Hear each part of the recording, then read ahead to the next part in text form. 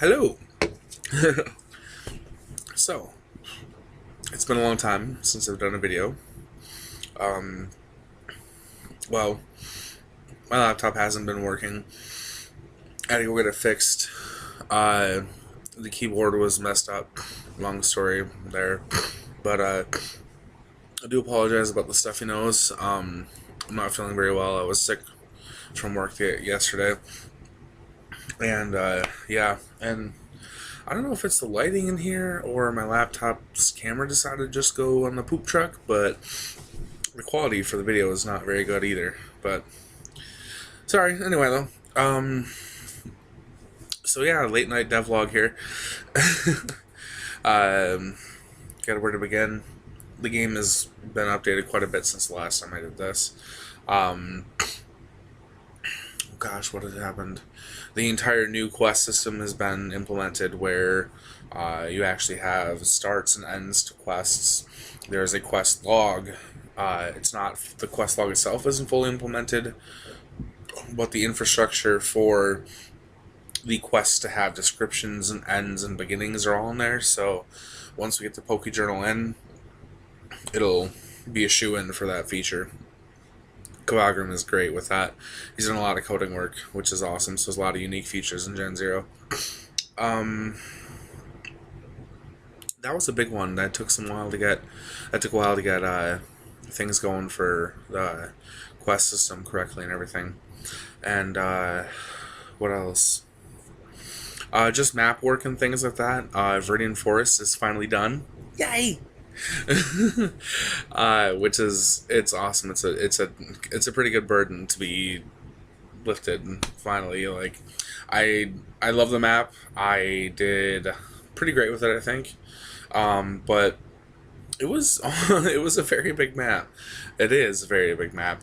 I still even need to add the trainers in and everything like that. But I have the grass, I have the aesthetics, and all that stuff. So that's good. Yeah, I really look forward to seeing your guys' reactions when you try to go through the forest. So, the forest has been done. The next step is Pewter City. Some of you may notice that I recently posted pictures showing Pewter City's reimagining. Well, second reimagining, kind of, I guess. I had a template done of it before with base mountains and things done, buildings set apart, whatever. But it kind of felt off to me. It looked good, and I liked it, and at the time I wanted to fully go with it. But then after having done Viridian Forest and doing some writing recently as well, I'm finally getting back on the writer train. I got 15 pages in a short story I've been doing, so yay. A lot of hobbies that I put on the wayside. But anyway, I digress.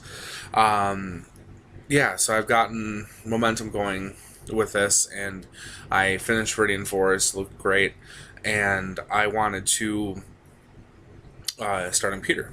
So I went and opened the map, was looking at it, and I stopped, and I'm like, the direction where I was going just wasn't working with this, something was off with it. The spacing wasn't right, things weren't in the right spots. Well, it still kept the flow of the original map. It didn't capture what I wanted to do with it. So then I redid it. I had first started just gutting out the middle of the map and trying to move stuff around, but then it got to the point where I was just like, fuck it, and I redid everything. And so now you have the new one. That, by the way, I will probably post a link, crotch link for the map down below. You gotta click on my lovely crotch to do that. Anyway, everyone always has their little description for what they do for links below. That's mine. And yeah, so I'll include a link for that.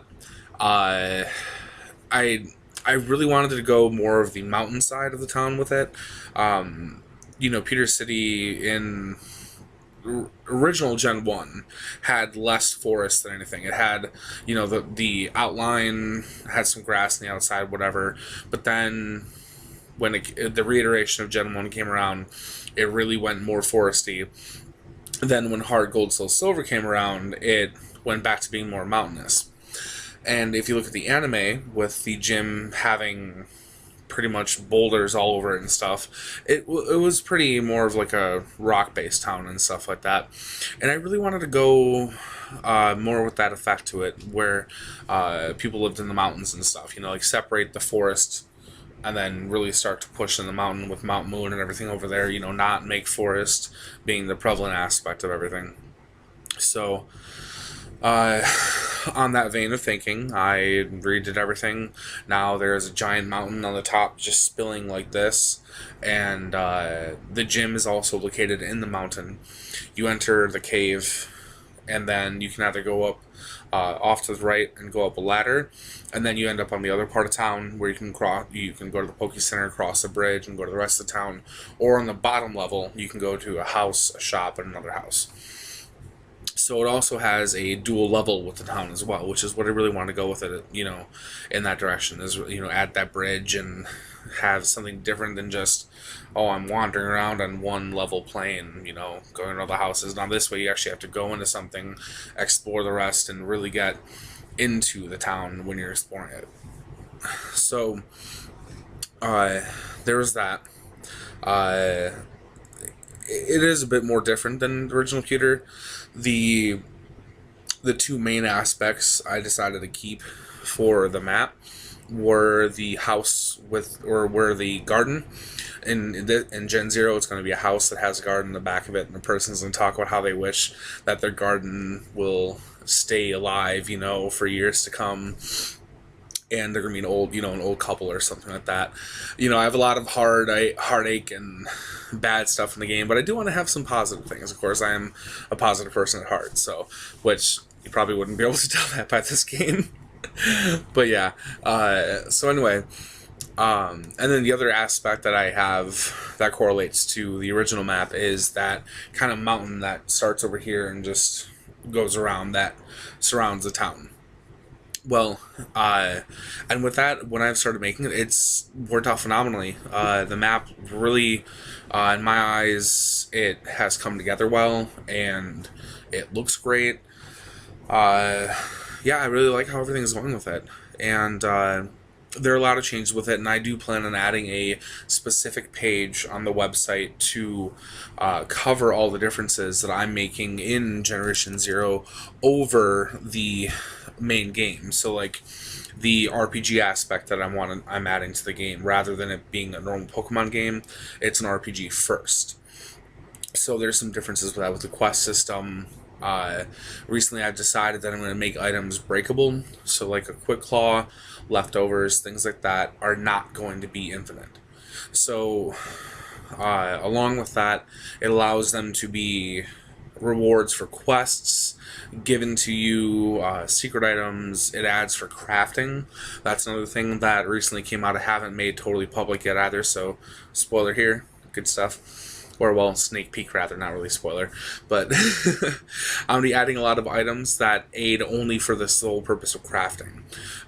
Things from Pokemon when you defeat them that you could probably get from Pokemon without actually killing them, like string from a Caterpie or mushroom from a Paris or something like that. And, or if you are going in a forest, you fight a battle, you might randomly find like a twig or a branch, or use headbutt maybe, and yeah, headbutt, that's a good idea, I just thought of that. You headbutt a tree and branches can fall out of it, so you can take branch, string, take it to a fishing guru, and he can make you an old rod. And, well, gurus later on would give you better rods. But that'd be a good way to start off with that, and especially because I want to make old rods, or rods themselves, have breaking points. Fishing will get an overhaul later as well, where you can actually get items in addition to Pokemon, much like kind of how Minecraft is fishing. So there's a lot of different changes that will come into it. However, the core mechanic will still always stay Pokemon. But all this and more I'll be explaining on the website soon. Just kind of as much as important as it is, has as much importance to delineating the game as the fact does. So it's definitely something I need to put up soon, because a lot of people tend to not understand where I'm coming from with wanting to make the game different. So that's a lot of the updates as of late. Aside from that, with a vein of making the game different, the new menu system is rolled out. If you download the newest demo, which is version 0.0.6.12, which goes from stable full release 0 to beta, which is 0, to alpha, which is 6, to the prototype build, which is 12. So that's the numbering system I'm using. But 0.6.12 is new pewter, it's called in the game. So if you start the game, you see 0.6.12 new pewter, you know you have the most current version. It'll always have that version. The download website, pokegen0.wordpress.com/demo, will always have the most up-to-date download there. Anyway, if you have that downloaded and you access your menu in game, it'll look a lot different than the normal menu does. And this is, of course, on purpose. It's still in alpha phases even for the menu system, so it's definitely not done. There's a lot of things that are going to go into it, better graphics for it, more menus with it, more streamlined progression with it and whatnot. Just there's a lot of different changes that'll come for it. But yeah, so that's a big new thing. What else? I'm not sure. Yeah, so honestly, Pewter City is the main focus at the moment. I'm trying to get that skeletoned out, because there's going to be a major event in Pewter City, but I'm not telling people about what it is yet. Even when Pewter City is done and I move on from it, I'm not going to have that event in the game. I'm going to wait till I can inject more of the story into it and get to a closer beta status to have that event in the story, because the event that happens in Pewter is what really starts the entire game story-wise. So yeah, once I get Pewter City done, though, at least skeleton, not to the big event, but you know, pre-done, like where I can move on to Cerulean and Mount Moon, whatever, I'm going to have Sam's demo started. Sam's demo will take it'll be a lot quicker of a endeavor, because all I have to do is copy Agatha's demo and make all the differences with Sam and make his experience unique, because each character are going to have their own journey. While it will be similar and they'll intersect at different times, they will definitely have their own experiences. So if you play Sam's demo and Agatha's, while certain aspects will be the same, like the battles in general, like the aspect of battling is the same, the actual feelings and like character growth and things like that will be very different, because you'll be playing a different character and seeing inside their head. They're not silent protagonists by any means. So yeah, that's kind of a rundown of what has been done, what is being done, what will be done. A lot of updates to still come with that. I did say I was going to cover videos in this video, so I do plan on adding a devlog again once a week. I'll try to make them done on Sundays, because that's my static day off. I have every other Saturday off. So this weekend I have Saturday. Next weekend I have a Thursday off and Sunday. But anyway, so Sunday is my stable day. So I'll probably release these on Sundays. Just giving you guys updates on what is happening in the game, what I'm planning on doing, what's been done, whatever.